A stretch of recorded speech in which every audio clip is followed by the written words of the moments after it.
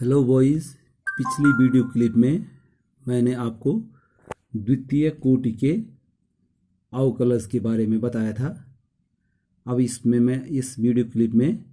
मैं आपको प्रश्नावली 5.7 से संबंधित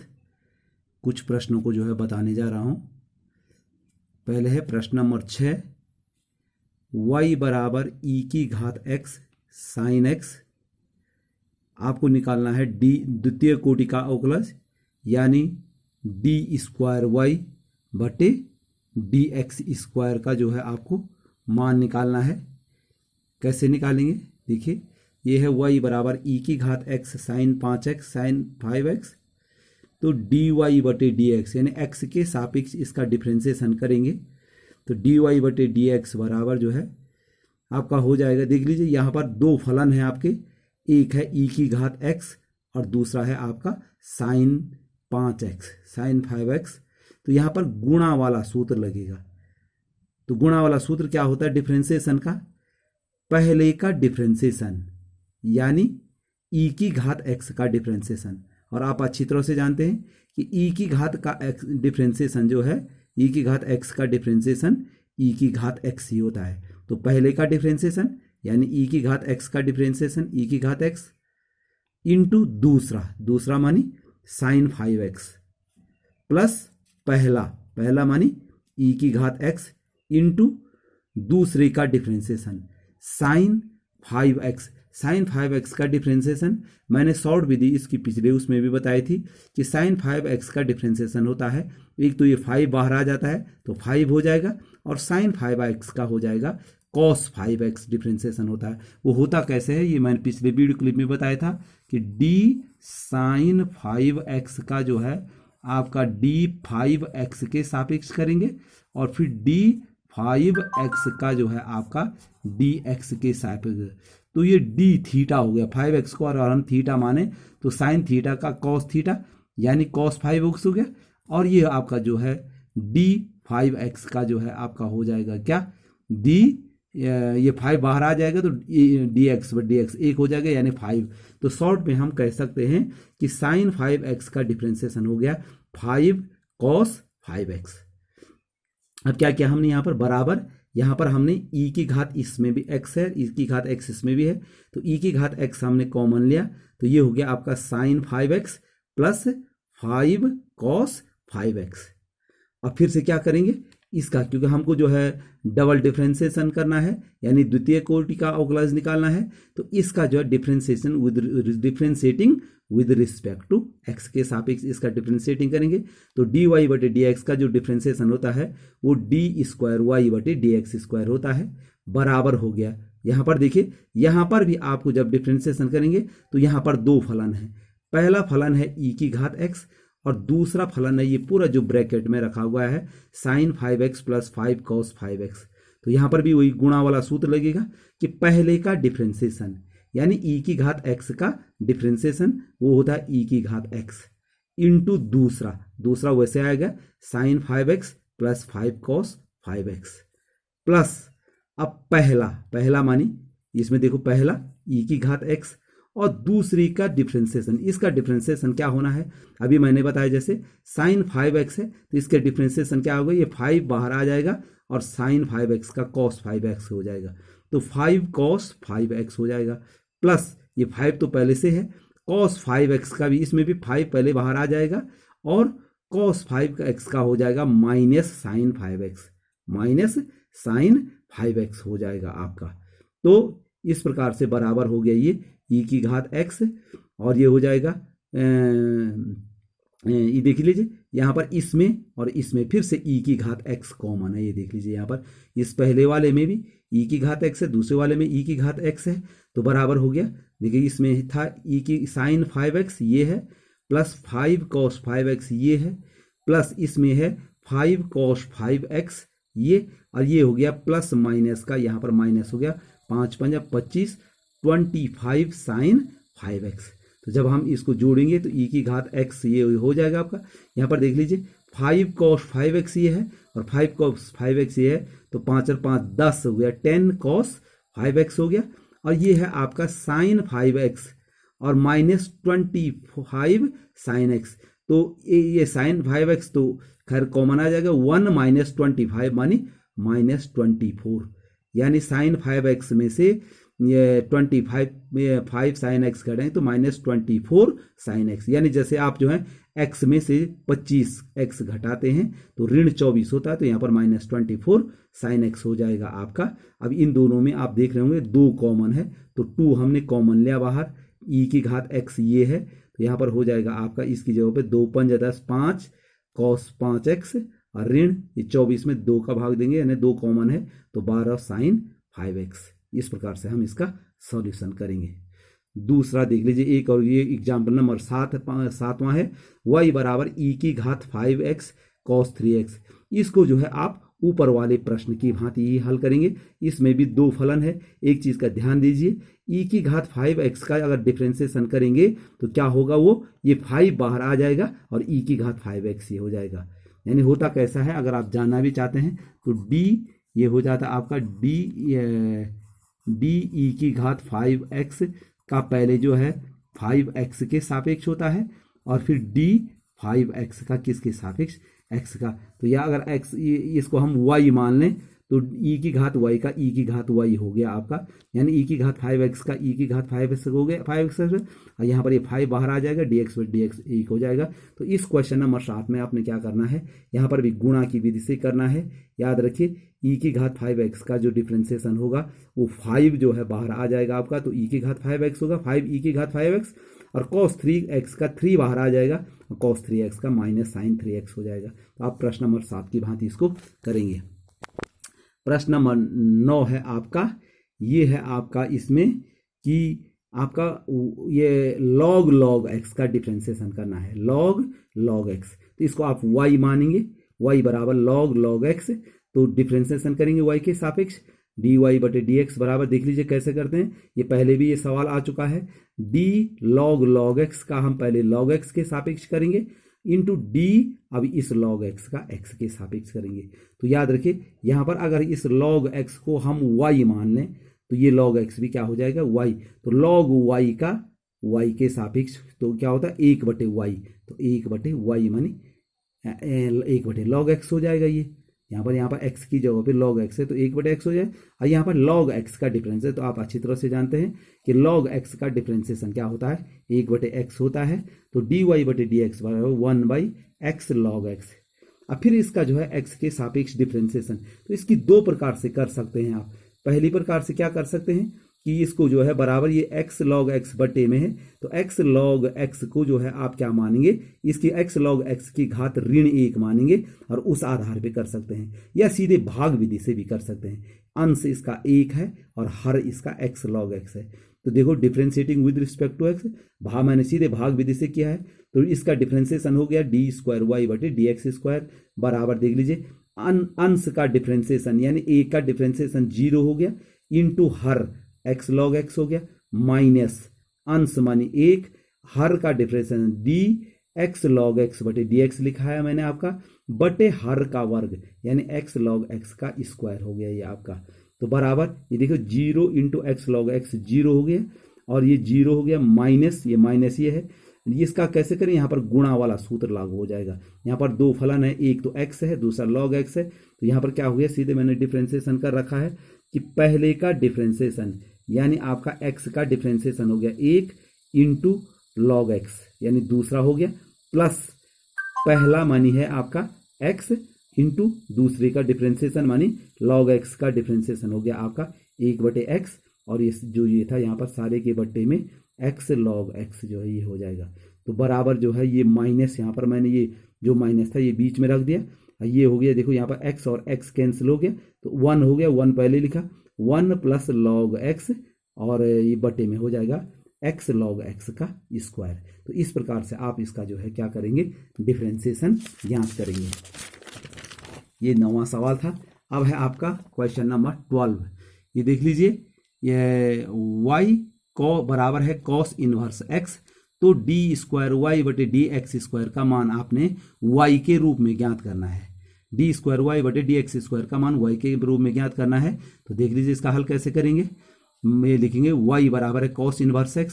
यहाँ पर x के सापेक्ष डिफ्रेंसिएशन करेंगे तो dy/dx बराबर, आप अच्छी तरह से जानते हैं कि cos इनवर्स x का डिफ्रेंसिएशन -1/1 माइनस एक्स स्क्वायर होता है, बराबर देख लीजिए, क्योंकि हमने y के पदों में इसका मान निकालना है y के रूप में, तो इज इक्वल टू -1/1 माइनस, देखिए यहाँ पर y बराबर है cos इनवर्स x, तो इससे क्या हो जाएगा, आपने इनवर्स फंक्शन में पढ़ा है ट्रिग्नोमेट्रियल, तो आपका x बराबर हो जाएगा आपका cos y, ये cos इनवर्स इधर आ गया तो cos y, तो यहाँ पर देख लीजिए, यहाँ पर 1 माइनस एक्स स्क्वायर है, तो x की जगह पे क्या रखा मैंने, इससे x बराबर जो है आपका cos y हो जाएगा, तो 1 माइनस कॉस स्क्वायर y हो जाएगा, और 1 माइनस कॉस स्क्वायर y होता है आपका साइन स्क्वायर y, तो माइनस, ये माइनस पहले से चलता आ रहा है, तो -1/√sin स्क्वायर y हो गया,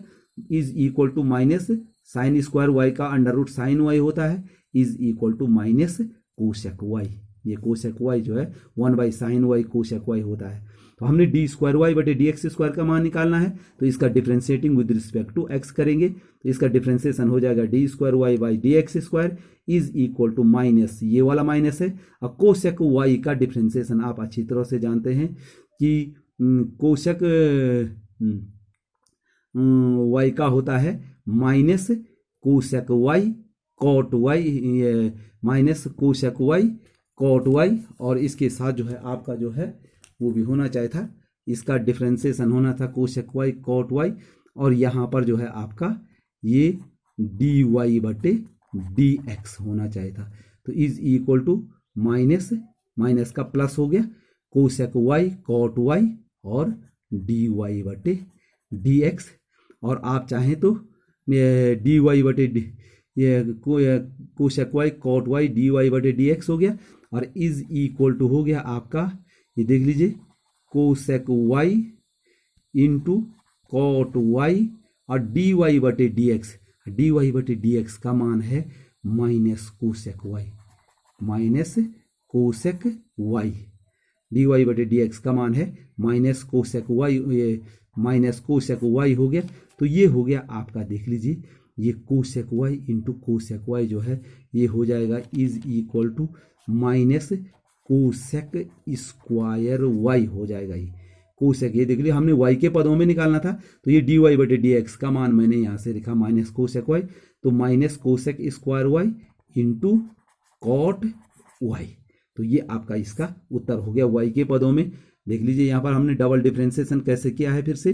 तो ये आपका जो है चूंकि कोसेक y हो गया था माइनस, तो माइनस कोसेक y का, क्योंकि कोसेक y का cosec y cot y dy/dx, ये इसलिए होता है क्योंकि हम डिफ्रेंशिएशन x के सापेक्ष कर रहे हैं, तो पहले हमको जो है कोसेक y का किसके सापेक्ष डिफ्रेंशिएशन करना पड़ेगा, पहले हमको कोसेक y का जो है y के सापेक्ष, ऐसा हो जाएगा d cosec y/dy into dy/dx, तो देखो कोसेक y का minus cosec y cot y होता है इंटू dy/dx होता है, इंटू dy/dx, तो देख लीजिए ये माइनस माइनस का यहाँ पर जो है प्लस हो गया था, तो आपका जो है कोसेक y कॉट y हुआ, और dy/dx का मान मैंने यहाँ से रखा, dy/dx का मान माइनस कोसेक y रखा, ये देखिए, तो ये माइनस बाहर आ गया, cosec y into cosec y, ये कोसेक स्क्वायर y हो गया इंटू कॉट y, तो आप देख होंगे कि d²y/dx² का मान जो है किसके पदों में, किसके रूप में हो गया, y के रूप में हो गया। एक और प्रश्न है आपका क्वेश्चन नंबर 15, देखो y बराबर है 500 e⁻7x प्लस 600 e⁻−7x, तो आपने ये दिखाना है, क्या दिखाना है आपने दिखाना है कि d²y/dx² बराबर 49y, ये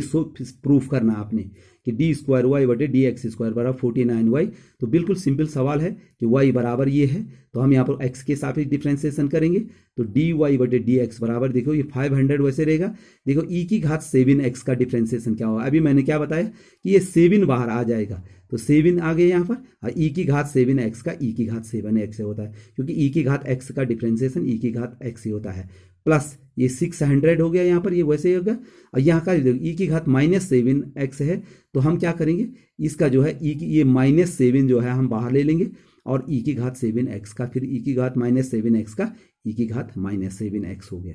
अब फिर से देखो अगेन, अब देखिए फिर से हम डिफ्रेंशिएट कर रहे हैं x के सापेक्ष, फिर हम यहाँ पर जो है एक्स के सापेक्ष डिफ्रेंशिएट करेंगे तो इसका हो जाएगा डिफ्रेंशिएशन डी स्क्वायर वाई बटे डी एक्स स्क्वायर बराबर, देख लीजिए मैंने इसको गुणा नहीं किया है, 500 वैसे रखा है, ये 7 भी पहले से था, इंटू यहाँ पर देखो फिर से इसका डिफ्रेंशिएशन होगा तो ये 7 बाहर निकल जाएगा तो ई की घात 7x हो जाएगा, और प्लस ये 600 है यहाँ पर, और ये -7 पहले से था, और इसका डिफ्रेंशिएशन करेंगे ई की घात -7x का, तो जैसे यहाँ ऊपर आया था ये -7 फिर से जो है बाहर निकल जाएगा, और ई की घात -7x, ई की घात -7x का डिफ्रेंशिएशन -7 ई की घात -7x हो गया ये आपका।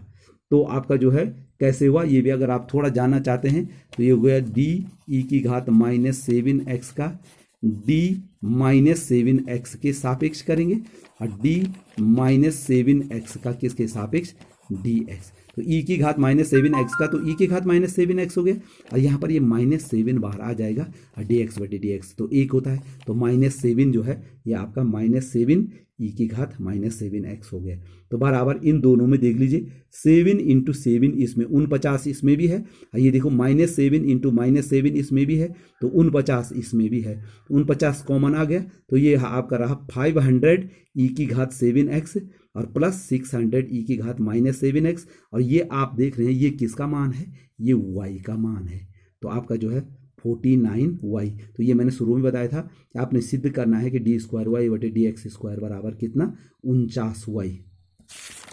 और एक सवाल और लास्ट में हम आपको बताने जा रहे हैं, ये 16वां सवाल है, e की घात y इंटू एक्स प्लस 1 बराबर 1 है, तो सिद्ध कीजिए कि डी स्क्वायर वाई बटे डी एक्स स्क्वायर बराबर होता है डी वाई बटे डी एक्स होल स्क्वायर। तो देख लीजिए पहले हमने इसको उतारा इस वाले को फलन को उतारा, अब differentiating with respect to x, अब एक्स के सापेक्ष डिफ्रेंशिएशन करेंगे तो यहाँ पर भी देख लीजिए यहाँ पर दो फलन है, एक और दूसरा इसके गुणा के रूप में। तो देख लीजिए सबसे पहले होगा पहले का डिफ्रेंशिएशन, ई की घात वाई का डिफ्रेंशिएशन क्या होता है, देख लीजिए जिसमें वाई होता है उसके साथ डी वाई बटे डी एक्स जरूर आता है, तो ई की घात वाई का डिफ्रेंशिएशन होता है ई की घात वाई इंटू डी वाई बटे डी एक्स। कई बार बता चुका हूं मैं ये डी ई की घात वाई पहले इसका वाई के सापेक्ष होगा और इंटू डी वाई बटे डी एक्स, तो ई की घात वाई का जो है आपका ई की घात वाई हो गया और उसके साथ जो है आपका डी वाई बटे डी एक्स हो जाएगा। तो ये देखो पहले का डिफ्रेंशिएशन यानी ई की घात वाई का ई की घात वाई डी वाई बटे d x into x plus 1 मानी दूसरा आ गया, प्लस पहला मानी ई की घात वाई ये, और एक्स दूसरे का डिफ्रेंशिएशन एक्स प्लस 1 का डिफ्रेंशिएशन 1 होता है, क्यों एक्स का 1 होता है और वाई का 0 होता है, और बराबर 1 का डिफ्रेंशिएशन 0 हो गया ये, यानी आप एक्स के साथ बराबर 0 हो गया। और देख लीजिए अब यहाँ पर एक चीज ध्यान देनी है, यहाँ पर ये देखो ये डी वाई बटे डी एक्स ये लिखा इंटू 1 लिखा, 1 क्यों लिखा है, देखो प्रश्न में क्या है ई की घात वाई एक्स प्लस 1 बराबर 1 है, तो यहाँ पर देखिए ई की घात वाई और एक्स प्लस 1 इसकी इन दोनों की जगह पे मैंने 1 रखा, और प्लस ये ई की घात वाई बराबर ये आपका 0 हो गया। यहाँ पर कारण भी लिखा मैंने, चूंकि ई की घात वाई एक्स प्लस 1 बराबर 1, ये समीकरण 1 से भी लिखा मैंने, यहाँ पर 1 से भी लिखा है, इसका मान 1 है यहाँ पर। तो ये आपका जो है डी वाई बटे डी एक्स बराबर, इसको हम दाहिनी तरफ लेंगे तो माइनस ई की घात वाई हो गया, ये नंबर 2 हो गया। अब फिर से देखो हमने क्योंकि डी स्क्वायर वाई बटे डी एक्स स्क्वायर का मान निकालना है तो इसका डिफ्रेंशिएशन करेंगे विद रिस्पेक्ट टू एक्स, तो क्या हो जाएगा इसका डी स्क्वायर वाई बटे डी एक्स स्क्वायर बराबर माइनस मैंने अभी बताया ई की घात वाई का ई की घात वाई डी वाई बटे डी एक्स, तो बराबर देख लीजिए ये देखिए इस समीकरण 2 में देख लीजिए ये यहाँ पर माइनस ई की घात वाई है और माइनस ई की घात वाई किसका मान है डी वाई बटे डी एक्स, तो ये माइनस ई की घात वाई की जगह पे क्या रख दिया हमने डी वाई बटे डी एक्स रख दिया, और ये डी वाई बटे डी एक्स पहले से है तो बराबर हो गया आपका, इसलिए डी स्क्वायर वाई बटे डी एक्स स्क्वायर बराबर डी वाई बटे डी एक्स का होल स्क्वायर हो गया। देखिए ये ई की यहाँ पर लिखा मैंने 2 में क्या है असल में माइनस ई की घात वाई को हमने क्या लिख दिया डी वाई बटे डी एक्स। तो इस प्रकार से इसमें हमने आपके द्वारा पूछे गए सभी प्रश्नों को जो है हल कर दिया। अब हम आपको बताने जा रहे हैं आपका इससे आगे है आपका रोले का थ्योरम। रोले का थ्योरम क्या है सुन लीजिए, रोलेस थ्योरम बहुत इंपॉर्टेंट है और निश्चित तौर से परीक्षा की दृष्टि से भी बहुत महत्वपूर्ण है। तो देख लीजिए क्या है रोले का थ्योरम, माना कि फलन एफ सच दैट ये है आपका क्लोज इंटरवल ए बी समवृत्त अंतराल ए बी टू आर, माना F such that A B to R समवृत्त अंतराल ए बी में, देख लीजिए, क्लोज इंटरवल ए बी में संतत तथा विवृत अंतराल यानी ओपन इंटरवल के लिए छोटा कोष्ठक लगाते हैं, में अवकलनीय है। क्या है कि माना ये फलन है एफ सच दैट, ये आपका close interval A B to R, ये क्लोज इंटरवल ए बी में संतत तथा ओपन इंटरवल ए बी में अवकलनीय है। अगर कोई फलन ऐसा है और एफ ए बराबर एफ बी है, देखो ये ए और बी है, ये तो एफ ए बराबर एफ बी है, जहां a b belongs to R यानी ए और बी वास्तविक संख्याएं हैं, तब विवृत अंतराल ए बी, विवृत माने ओपन इंटरवल ए बी में किसी ऐसे ए बी, अब देखो ओपन इंटरवल ए बी का मतलब हुआ ए और बी के मध्य, यार आपको पहले से जानकारी होगी कि ओपन इंटरवल ए बी में न तो ए आता है न बी आता है, इनके बीच की संख्या आती है, जबकि क्लोज इंटरवल में ए और बी के बीच की संख्याएं के अलावा ए और बी दोनों भी आते हैं। तो ये आपका जो है, तो ये कह रहा है विवृत अंतराल ए बी में किसी ऐसे सी का अस्तित्व है कि एफ डैश सी बराबर 0। ये है आपका रोले का थ्योरम। क्या है रोले थ्योरम? माना फलन F such that to close interval A B to R, समवृत्त अंतराल ए बी में, समवृत्त माने क्लोज इंटरवल ए बी में संतत तथा विवृत अंतराल ए बी में अवकलनीय है, और एफ ए बराबर एफ बी, जहां a b belongs to R यानी ए और बी वास्तविक संख्याएं हैं, तब विवृत अंतराल यानी ओपन इंटरवल ए बी में किसी ऐसे सी का अस्तित्व है कि एफ डैश सी बराबर 0 है। तो आपका जो है ये आपका रोले का थ्योरम है। इसमें करना क्या है, आपने प्रश्नों को हल करते समय आपने सबसे पहले एफ ए निकालना है, एफ बी निकालना है। तो अगर एफ ए और एफ बी आपका समान आ गया तो उसके बाद आप क्या करेंगे, एफ डैश एक्स मानी पहले एफ डैश एक्स निकालेंगे, उसका प्रथम कोटि का अवकलज निकालेंगे, फिर एफ डैश सी निकालेंगे, और एफ डैश सी को जो है आप 0 रखेंगे, और 0 रखने पर तब जो है उससे सी का मान जो निकलेगा वो ए और बी के बीच होना चाहिए, क्योंकि ओपन इंटरवल ए बी है वो आपका, तो ओपन इंटरवल ए बी में किसी ऐसे बिंदु सी होना चाहिए। तो यहाँ पर एक एग्जाम्पल मैं आपको बता रहा हूँ, देख लीजिए, फलन y बराबर एक्स स्क्वायर प्लस 2 के लिए रोले का प्रमेय सत्यापित कीजिए, जबकि a बराबर -2 और b बराबर 2, यानी आपका अंतराल क्या है, -2 2 है आपका। तो इसके लिए रोले का प्रमेय कैसे सिद्ध, क्या बताना मैंने, देख लीजिए, यहां पर ये y है, तो y बराबर मैंने लिख दिया fx, y बराबर fx बराबर एक्स स्क्वायर है। तो सबसे पहले देख लीजिए ये एक बीजगणितीय फलन है, एक बीजगणित, और आपने पहले जो है जब आपने संतत पढ़ा है, अवकलनीयता पढ़ी है, तो ये बीजगणितीय फलन जो है ये संतत भी होता है और अवकलनीय भी होता है। तो यहाँ पर ये बात जरूर लिखनी है कि फलन ये एफ एक्स वाई बराबर एफ एक्स बराबर एक्स स्क्वायर प्लस 2 समवृत्त अंतराल -2 2, देखो -2 2 क्यों लिखा, इसमें लिखा हुआ है आपने, यहाँ पर लिखा हुआ है a बराबर -2 और b बराबर 2, तो अंतराल हो गया आपका -2 2 में संतत। देख लीजिए यहाँ पर जो परिभाषा वही लिखना है कि फलन f ये क्या है, इसमें क्लोज इंटरवल में संतत, तो यहाँ पर आपने क्लोज इंटरवल में ही लिखना है कि ये समवृत्त अंतराल -2 2 में संतत तथा विवृत अंतराल यानी ओपन इंटरवल -2 2 में क्या है, अवकलनीय है। ये बात आपको जरूर लिखनी है कि देख लीजिए क्लोज इंटरवल ए बी में संतत तथा ओपन इंटरवल ए बी में जो है आपका अवकलनीय है। तो हमने लिख दिया कि फलन ये जो है आपका क्या है, ये ओपन इंटरवल क्लोज इंटरवल ए -2 2 में संतत है तथा ओपन इंटरवल ए बी में जो है -2 में क्या है आपका अवकलनीय है। ये देखो ये बीजगणितीय फलन है। तो सबसे पहले इसको रोले का थ्योरम सिद्ध करने के लिए क्या करना पड़ता है, हमने कहा था कि आपको निकालना पड़ेगा सबसे पहले एफ ए। तो ए का मान देखो, ए बी अंतराल जो है आपका -2 2, ये ए है ये बी है, लिखा भी है ए बराबर -2 और बी बराबर 2 है। तो एफ -2 निकाला हमने, यहाँ पर देखिए इसमें रखेंगे एफ -2 बराबर, तो -2 का स्क्वायर प्लस 2, तो -2 का स्क्वायर 4 हो गया और प्लस 2 बराबर क्या हो गया, ये 6 हो गया। और एफ बी मानी f2, तो f2 बराबर भी 2 का स्क्वायर प्लस 2, ये भी 6 हो गया, 4 और 2 6 हो गया। तो सबसे पहले f -2 बराबर क्या हो गया आपका, f2 हो गया आपका। यानी पहली बात तो इसमें ये ठीक निकल गई कि fa बराबर क्या हो गया आपका, fb निकालना है। अब दूसरी बात क्या कही थी एफ डैश सी बराबर 0 रखना है। तो एफ डैश सी कैसे निकलेगा? सबसे पहले ये देखो, ये एफ एक्स बराबर है, तो एफ डैश एक्स का किसको कहा था हमने? एफ डैश एक्स माने इसका एक्स के सापेक्ष डिफ्रेंसिएशन करना है, एफ डैश एक्स। तो एफ डैश एक्स बराबर हो गया, यहाँ पर इसका डिफ्रेंसिएशन करेंगे तो एक्स स्क्वायर का डिफ्रेंसिएशन हो जाएगा आपका 2x और 2 का हो जाएगा 0, तो बराबर हो गया 2x। तो एफ डैश एक्स बराबर 2x हो गया। तो एफ डैश सी बराबर, अगर माना हम कोई पॉइंट लेते हैं c, तो एफ डैश सी बराबर 2c हो जाएगा।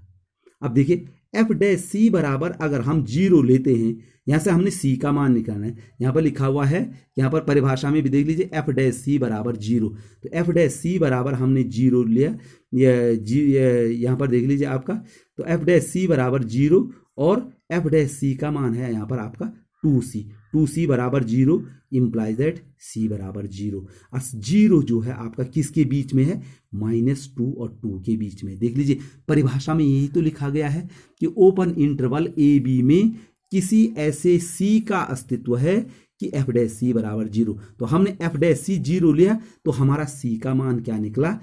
ये -2 और 2 के बीच है। इस प्रकार से रोले का थ्योरम क्या हो गया? आपका प्रूफ हो गया। क्या करना रोले का थ्योरम प्रूफ करने के लिए? सबसे पहले एफ ए, और पहले तो ये लिखना है कि ये क्लोज इंटरवल ए बी में जो है आपका अवकलन संतत है और ओपन इंटरवल ए बी में अवकलनीय है। तब जो है आप एफ ए यानी f-2 और इसका मान निकालेंगे, दोनों बराबर निकलने चाहिए। फिर आप जो है एफ डैश एक्स मानी ये एफ एक्स है, इसका डिफ्रेंसिएशन करेंगे, 2x निकला। फिर एफ डैश सी बराबर एक्स की जो पे सी 2c। अब एफ डैश सी बराबर 0 निकलेंगे, तो एफ डैश सी का मान रखें तो c बराबर 0। ये 0 जो है इसके बीच में है, -2 और 2 के बिलोंग्स टू लिखा है, बिलोंग्स टू -2। तो इस प्रकार ये रोले का थ्योरम जो है आपका क्या हो गया? प्रूफ हो गया। इसी प्रकार से एक और थ्योरम है आपका मध्यमान प्रमेय यानी मीन वैल्यू थ्योरम। क्या है देखिए, वो बिल्कुल लगभग सेम मिलता जुलता, थोड़ा अंतर है कि माना फलन f such that close interval A B to are,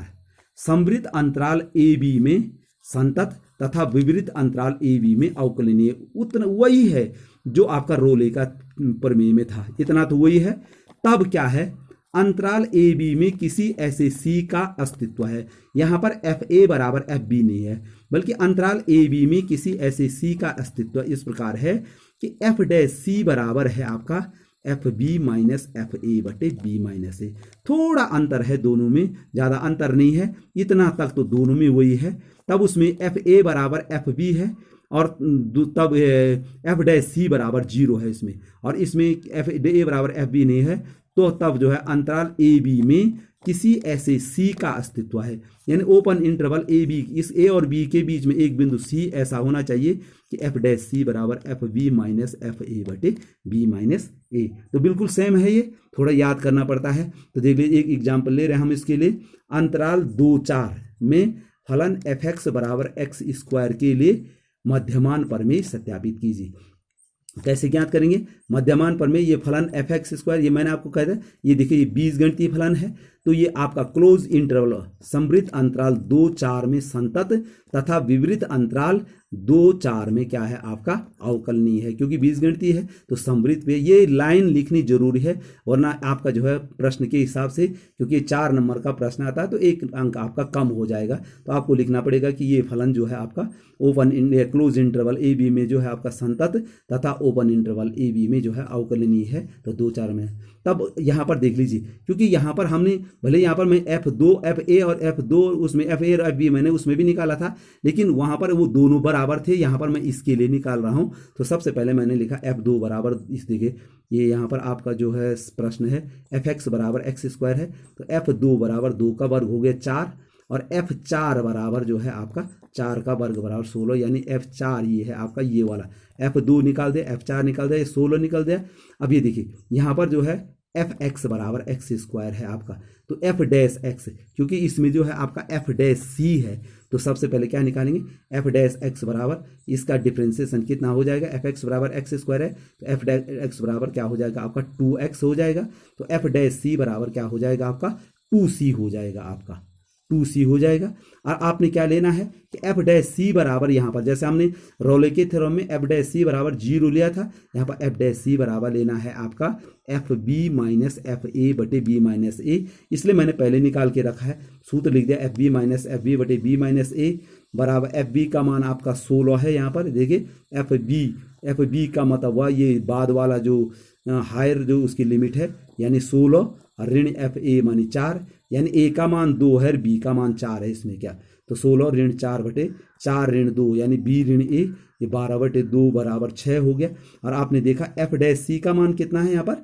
2c, तो 2c बराबर आपका जो है यहाँ पर हम इसलिए जो है, और ये एफ डैश सी था, एफ डैश सी की जगह पे क्या लिखा 2c बराबर 6 हो गया, और c बराबर हो गया आपका 3, यानी अब 3 क्या है 2 और 4 के बीच में। देख लीजिए c जो है किसके बीच में, तो यहाँ पर ये परिभाषा के हिसाब से भी हो गया कि इसके बीच में a b open interval A b में किसी ऐसे c का अस्तित्व है। तो आपने हमने इसको जब ये लिया तो आपका जो है c बराबर 3 निकला, बिलोंग्स टू 2 4, तो अतः मध्यमान प्रमेय सत्यापित हो गया। इसका मतलब जो है देखो दोनों में अंतर कितना है, जरा ध्यान से देना है कि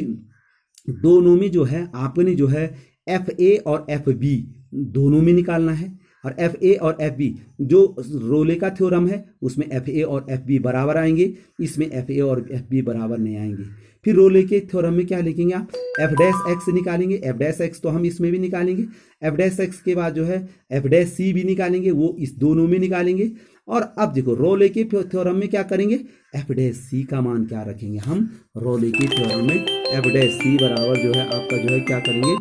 0 रखेंगे। रोले के थ्योरम में एफ डैश सी का मान हमने 0 रखा, और एफ डैश सी का मान 2c बराबर 0, तो c बराबर 0, अब बिलोंग्स टू वही आ गया। और इसमें देख लीजिए इसमें हमने एफ डैश सी का मध्यमान प्रमेय में एफ डैश सी का मान जो है इस सूत्र में रखा, और ये हमने जो है जिन तब एफ डैश सी का मान 2c रखा तो 6 और c बराबर 3, ये इसमें तो मध्यमान प्रमेय सत्यापित हो गया। और इस आधार पर जो है आप जो है प्रश्नावली जो है 5.8 के प्रश्नों को आसानी से हल कर सकते हैं। ओके।